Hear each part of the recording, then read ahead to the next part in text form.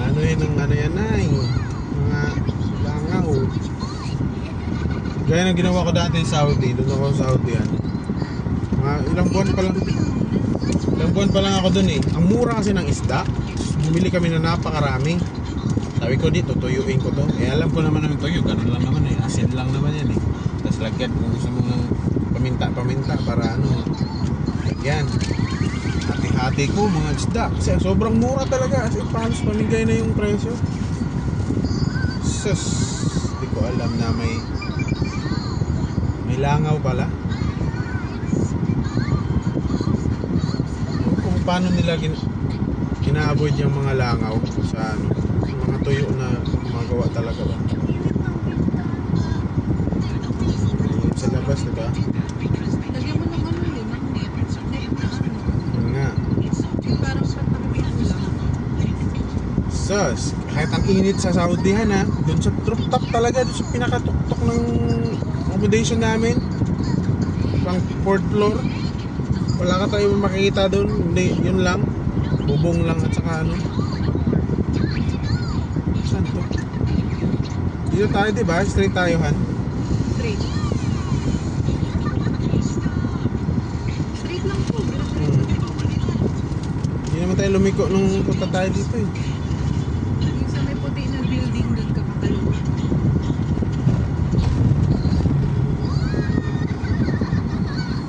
Ito yung akala mo one way eh. Akala ko one way. Ayun nga, akala ko one way. Eh, bakante din sa kanya. Kung one way to, dapat sakop nila yung kabila, di ba? Yung may space. Yalan talaga. Hirap magkasya yun. Dalawang kotse dito.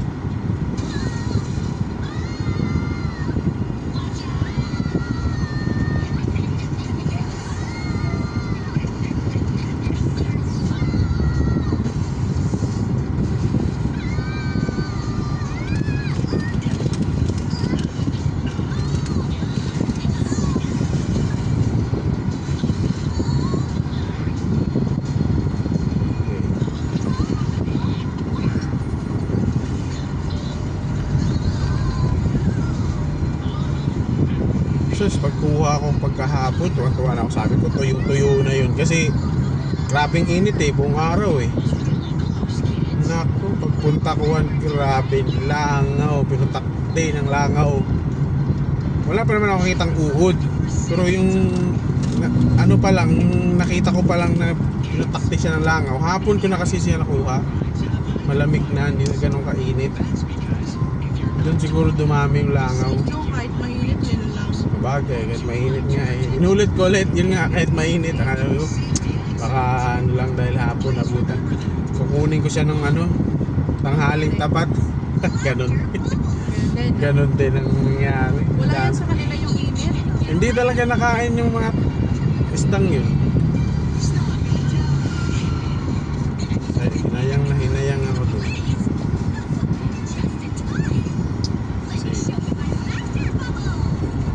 Dami. Mas possible pa yung pause mo. Ayun nga. Dapat pala, ang diskarte pala ng iba dyan, yun nga, pinapausukan nila yung smoke muna. Tapos sa kanila binibilad. At least yun, hindi na ganun ka sa langaw. Tapos yun nga, una nilalagyan nila ng tela. O, tsaka yung iba, may screen.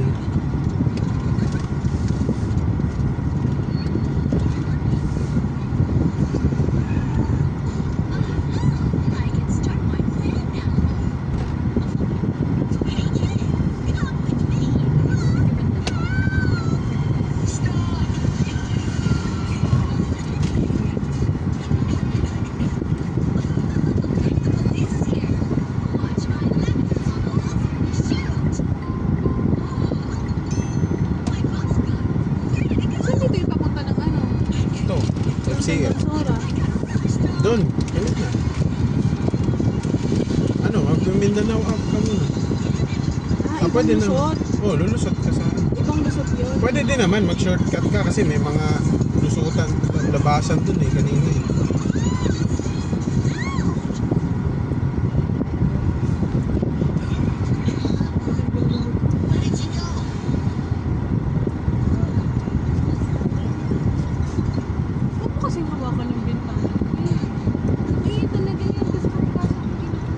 Mainit ba dyan? Hindi.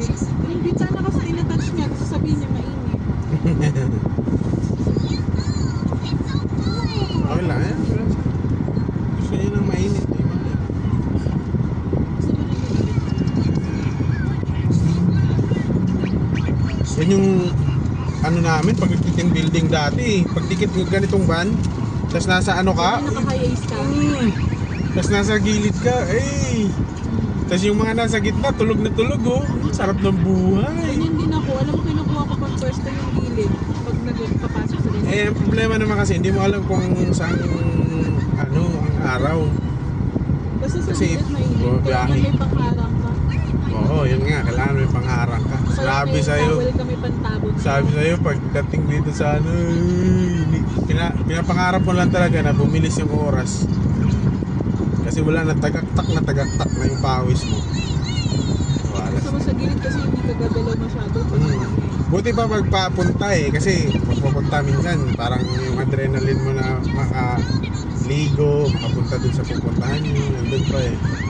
Pero pag yung pauwi na kayo, ay, kailan ba matatapos? Tapos ngalay na ngalay ka pa sa ano.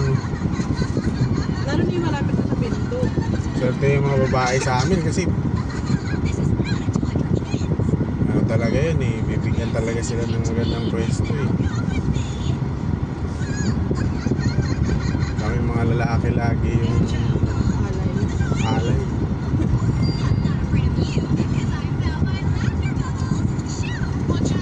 Sino lang ba yung lalaki? Ako, si Oy, ayun na. Sumpot-sumpot ka kasi sir.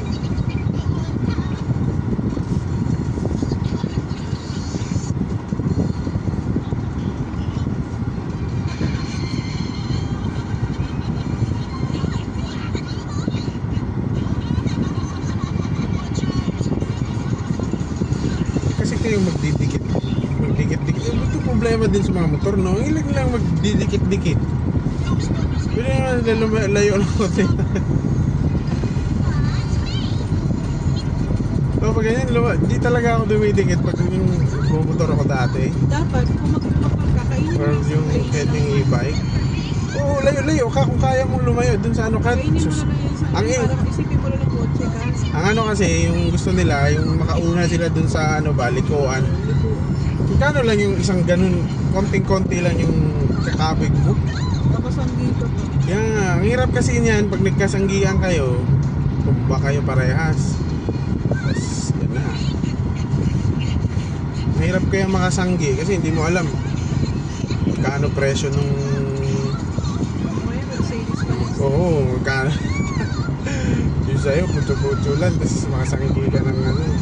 Kahit bigay mo pa yung buhay. May iba kasi na iniingatan talaga nila yung ano nila. Talaga sa nagmino. Sa HSBC, lakas ng siomay dun. Yung big siomay yung ginagawa. Tatlong peraso, isa sa isang rice na sinangag ng konti. Ano? Kano yun? As in, Rice? konting sangag lang ha. Some 55. Ang order, tatlong siomay kasi Pero sila talaga yun yung mga nagbabantay nun. Hindi, parang pareho lang ng siomay. Diba? Sila, yung may-ari talaga yung nagbabantay nun. Tapos magkahayap naman sila ng Nakamotor yung ano motor. ito na. Ito yun ano, yung puti na ano.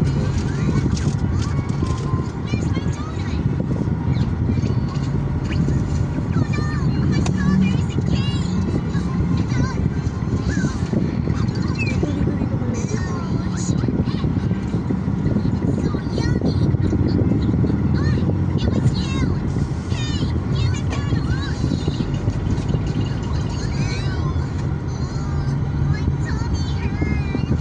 Mataas pa sa pera.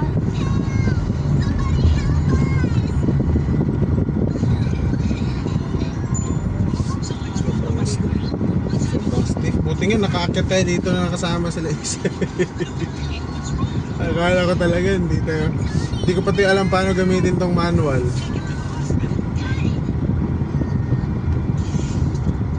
ready na akong gamitin yun eh. Bigat ng isa eh.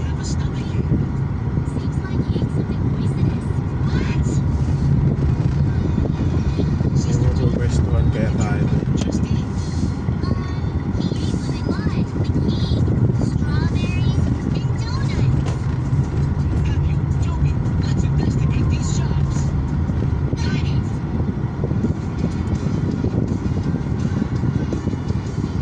Ang liit ng plaka na to.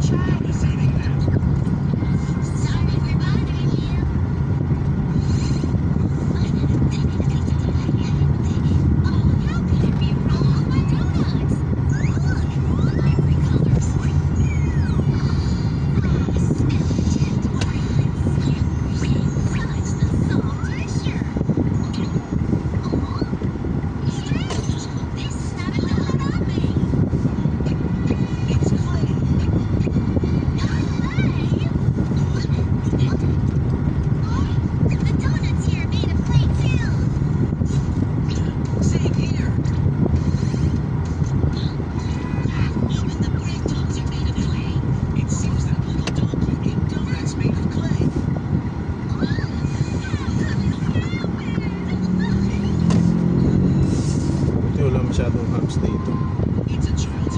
Sigit na nga, tapos nilalagyan na lang hams na. Wala naman talagang nabibilis-bilis dito. Kasi alam nila maraming tao.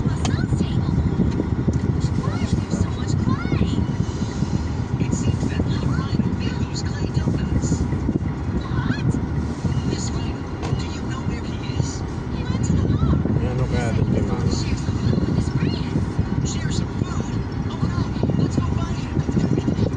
Wala masyadong kapag.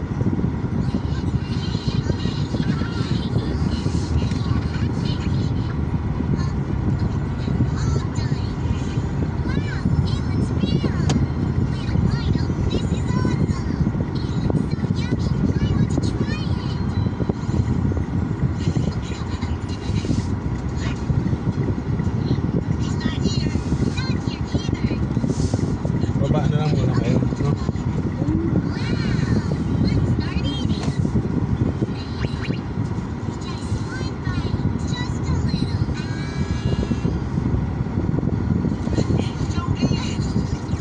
Ay, ito, wala. Saan sila, mama? Wala na sila. Wala